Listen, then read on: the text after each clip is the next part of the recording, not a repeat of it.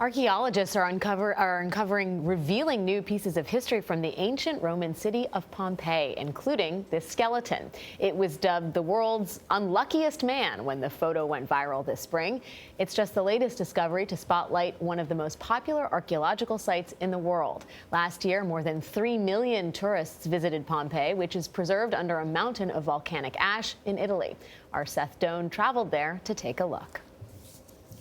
This is the Forum, the main marketplace of Pompeii, and behind me in the distance you can see Mount Vesuvius. When that volcano erupted around 2,000 years ago, it covered this place in ash, and the town became a time capsule. But today, there is new life here.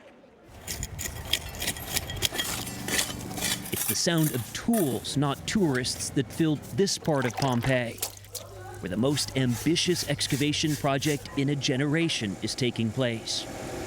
Has the world seen any of this yet? No.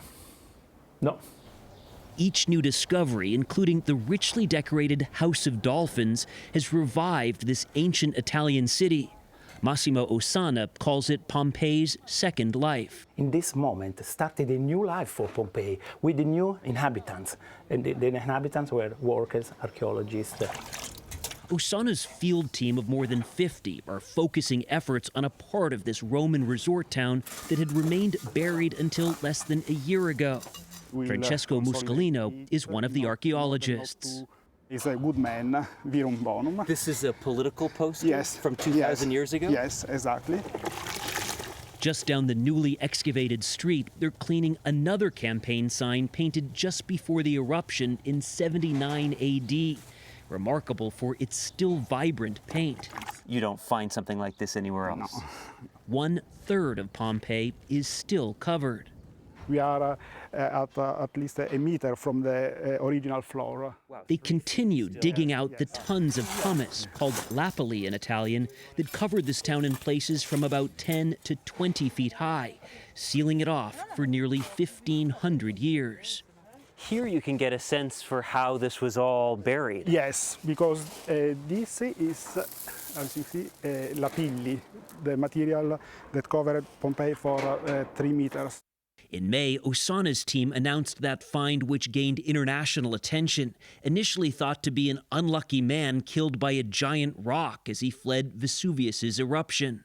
It was so clear that it was a skeleton without a head, a block in the place where we expected the head. The head was not there. So they kept digging.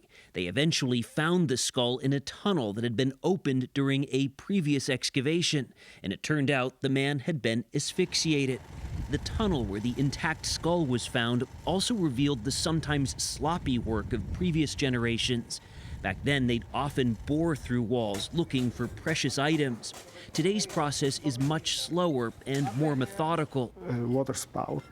Wow. Even sifting through what had been discarded in previous excavations. You're still learning as you're going along. Yeah, of course. Yeah. This is really an experimentation. There is no manual that tell you how to approach so many complex problems. They're using hammers that record wave velocity to detect how the ancient walls are holding up now that they're exposed to the environment. And they demonstrated the laser scanners and drones they use to record what they find and where they find it, so it can be passed down to future generations of archaeologists.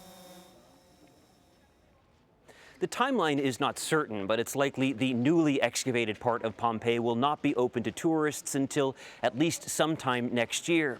And it will take generations for archaeologists to truly understand what was buried here 2 millennia ago. For CBS This Morning, Seth Doane, Pompeii. Beautiful to see all of that. Fascinating story. And there's so many more discoveries still to be made. Yeah, a third of it, I guess, is still covered.